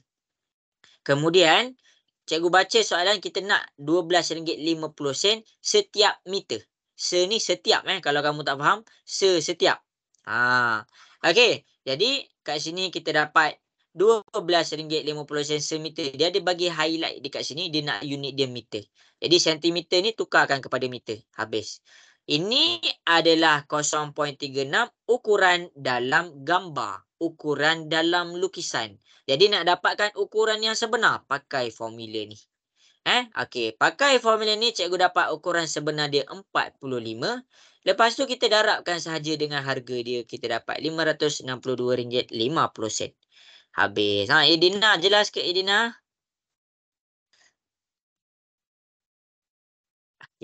Okey, jadi cikgu harap jelas masing-masing. Siti Nur Aini, jelas ke? Jelas cikgu. Okey, habis. Okey, kita pergi kepada soalan C. Ni 4 markah juga. Ini apa ni? Lokus. Okey, kita akan buat sama-sama. Tapi sebelum tu macam biasa, cikgu bagi kamu hadam dulu 1 minit. Okey, cuba selesaikan soalan C. Cikgu ada berapa lagi soalan tu? Tak tahulah, cikgu rasa tak sempat kot. Kita buat je lah mana sempat.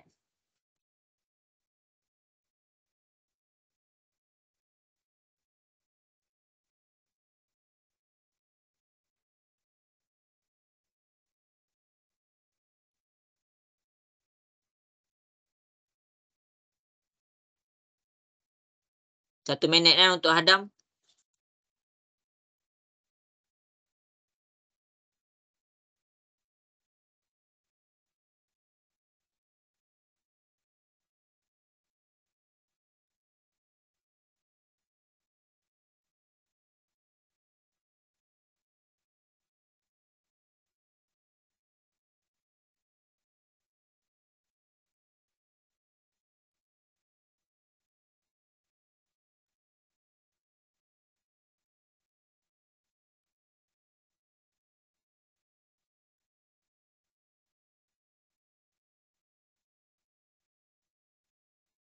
Okey, habis sudah masa yang diberikan. Okey, cikgu ajar jalan kerja dia memang sikit je. Lokus ni jalan kerja dia memang sikit je. Cikgu ajar. Okey, habis. Okey, cikgu pun kejar masa ni tau. Raja di ruang jawapan menunjukkan tempat pelancongan. Okey, ni pelancongan. Ni zoom, ada museum, ada zoo. Ziana merancang untuk bermalam di hotel yang berdekatan dengan lokasi pelancongan tersebut. Lokasi hotel hendaklah sentiasa berjarak sama dari museum dan zoo. Okey, maksudnya kalau kita nampak dekat sini, hotel dengan zoo tu adalah sama je. Maksudnya museum kat sini pun jarak dia sama. Jarak dia sama. Okey, habis kat situ. Okey, kemudian lokasi hotel hendaklah sentiasa berjarak. Faham ke ayat ni? Lokasi hotel hendaklah sentiasa berjarak sama dari museum dan zoo dan tidak melebihi 3 km daripada pantai. Okey, jadi yang pertama, lokasi hotel sentiasa berjarak sama dari museum dan zoo. Maksudnya ini adalah dia punya tanda. Tanda yang pertama dekat museum, tanda yang kedua dekat zoo. 2 titik. Jadi 2 titik, mana lokus dia? Lokus dia adalah di sini. Tu lokus dia. Tu lokus dia. Okey, kemudian dia kata apa? Dan dah masuk lokus kedua. Tidak melebihi 3 km daripada pantai. Mana pantai? Pantai ni pula dia pergi buat satu garisan. Maksudnya tanda kita sekarang adalah satu garisan. Jadi dia kata apa? 3 km. Satu ni 1 km. 1, 2, 3. Jadi lokus kita yang seterusnya adalah ini. Ini satu markah. Ini satu markah. Jadi kena baca elok-elok. kena baca elok-elok dia punya locus. Bila kita nak faham locus, yang pertama kita tengok dia punya tanda. Lepas tu baru kita tengok dia punya pergerakan. Okey, habis dekat situ. Okey, kemudian Saya nak tanya. ya. Kenapa tak P? Sebab P pun tak lebih daripada 3 km. Oh, sorry. Cikgu tak jawab lagi yang tu. Sorry. Okey. Pilih hotel yang sesuai berdasarkan lokus itu. Okey, jadi berdasarkan dia kata berdasarkan soalan ni, dia kata berdekatan dengan pantai, jadi P inilah jawapan dia. Cumanya satu ni adalah hotel P. Cumanya dia ada markah pada lukisan lokus tu. Jadi dia nak berdekatan dengan pantai. Jadi jawapan dia adalah hotel P. Kamu jawab hotel P dapat markah. Okey, nombor 2. Jarak daripada hotel ke pantai 1, 2 kilometer. Ini je. Dah, selesai.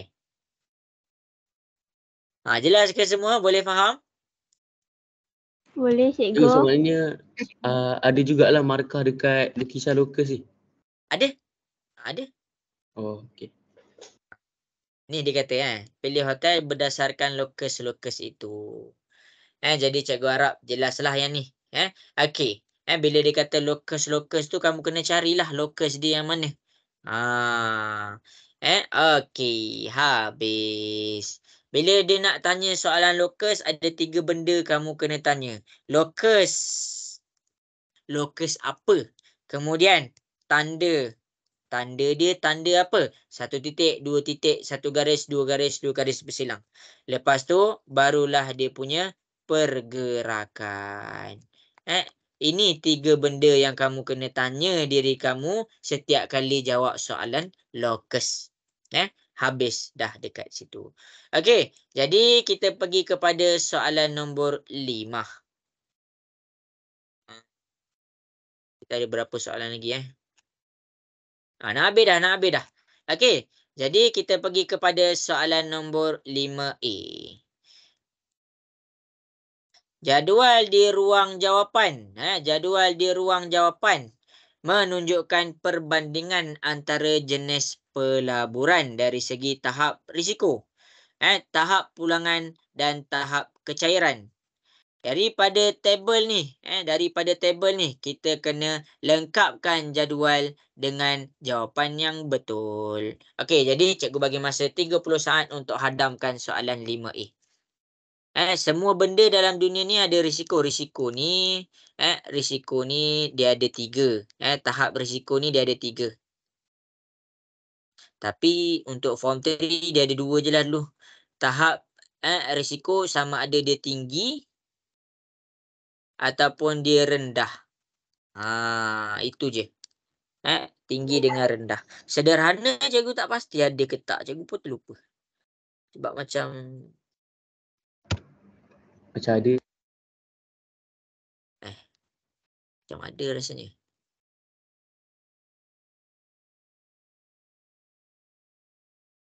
Sederhana. Nanti cikgu confirm balik lah. Tapi rasa kalau sederhana ni cikgu kena comparekan antara 2 perkara baru boleh dapat tengah-tengah.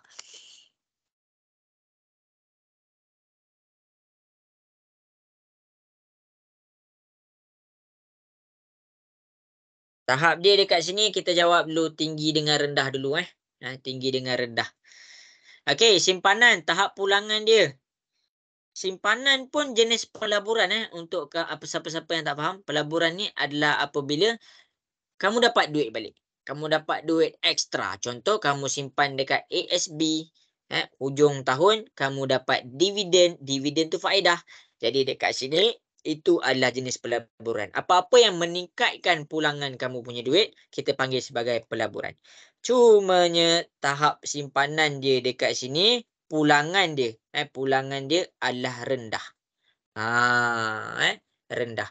Kalau hartanah dia punya tahap adalah tinggi. Unit amanah pun tinggi. Okey, tapi dia ada risiko. Risiko kalau untuk simpanan rendah juga. Hartanah hartanah ni kalau tahap pulangan dia tinggi, maksudnya risiko dia tinggi juga. Maksudnya daripada risiko dia, kalau pulangan dia tinggi, risiko dia mesti tinggi juga. Ya, itu cara dia. Cikgu. Ya. Dalam buku teks dia kata hartanah tak risiko dia rendah. Okey, kita ubah rendah. Kalau simpanan pula dia bebas risiko. Kalau simpanan kita Bebas cakap dia risiko. rendah. Okey. Ni rendah. Kalau unit amanah dia tulis apa dalam buku teks? Tinggi kan? Tahap kecairan dia. Tinggi. Tinggi. Ni tinggi. Ini cikgu minta maaf lah. Cikgu pun terlupa. Tapi selalunya hartanah ni kalau situasi yang sebenar kenapa cikgu tulis tinggi, kalau ikut buku teks tak apalah, tu jawapan dia. Tapi kalau situasi sebenar, contoh kamu nak sewa, hartanah ni adalah sewa rumah tau. Sewa rumah. Jadi bila kita sewakan rumah dekat seseorang dan kita tak tahu pun cara orang tu handle kita punya rumah.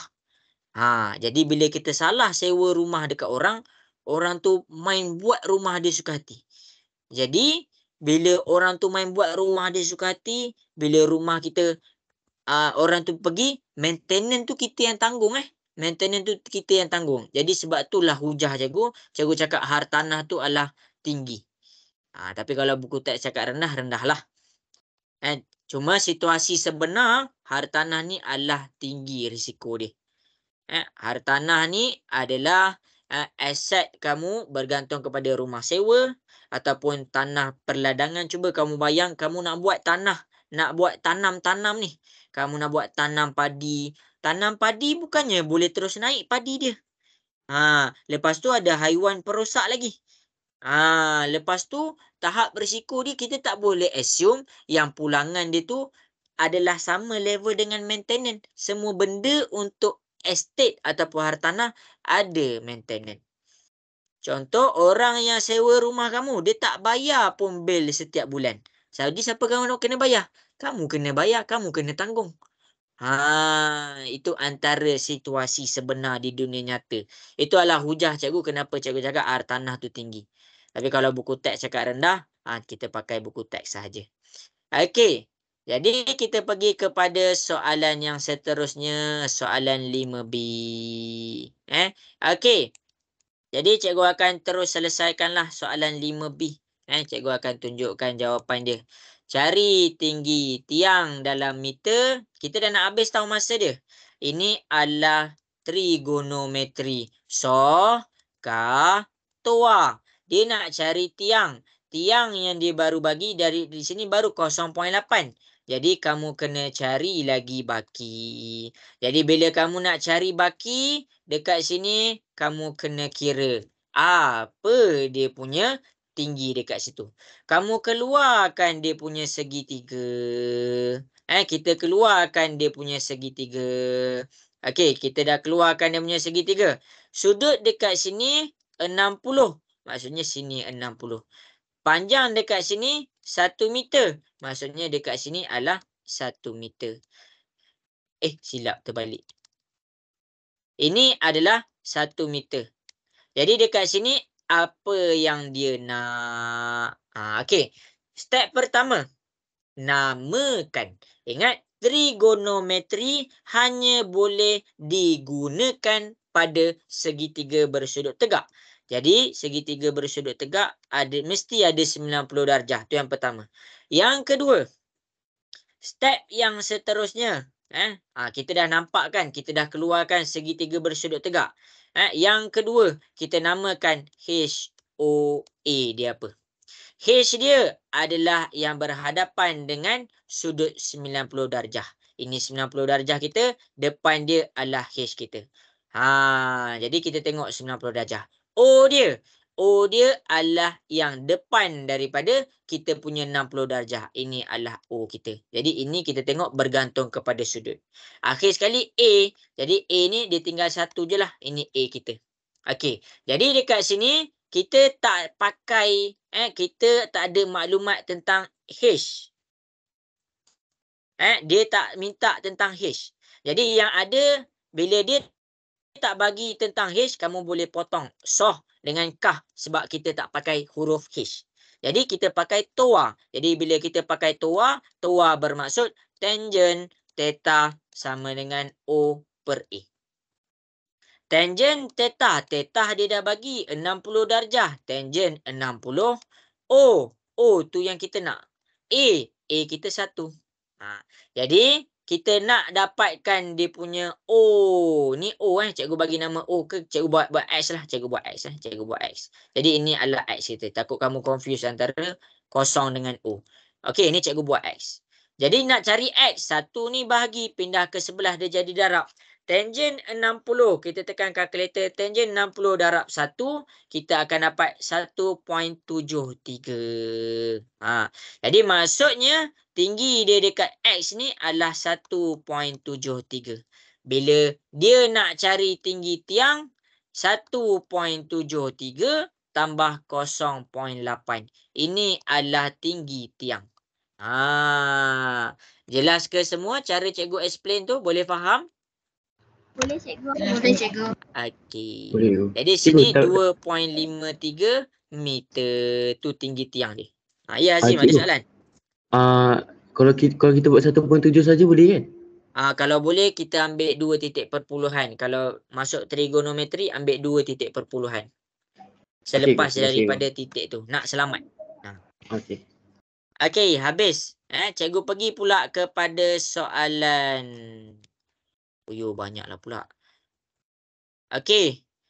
Catatan penggunaan air harian. Cikgu jawab ni dah 10.30 lah pula. Okey, yang ni kamu ambil gambar lah. Ambil gambar. Nanti hantar kat cikgu jawapan. Cikgu akan check. Cikgu. Okay. Alah, tengok kat recording je. Recording kelas. Okey, C.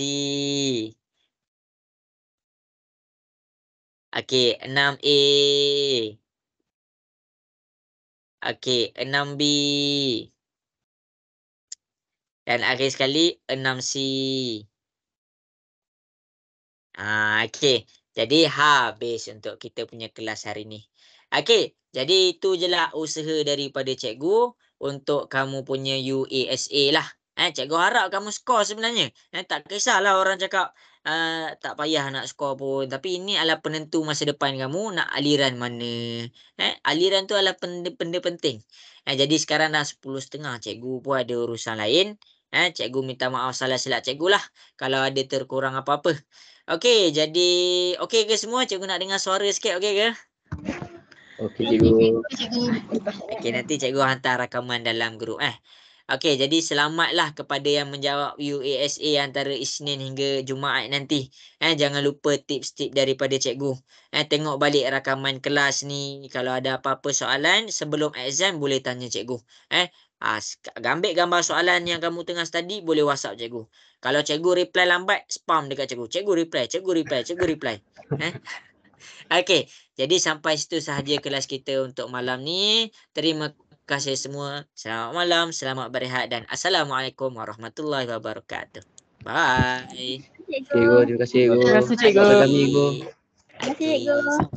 Okey. Cikgu doakan kami cikgu. InsyaAllah. Semoga berjaya. Terima kasih cikgu. Okey, Faril. Cikgu. Okey, Azim.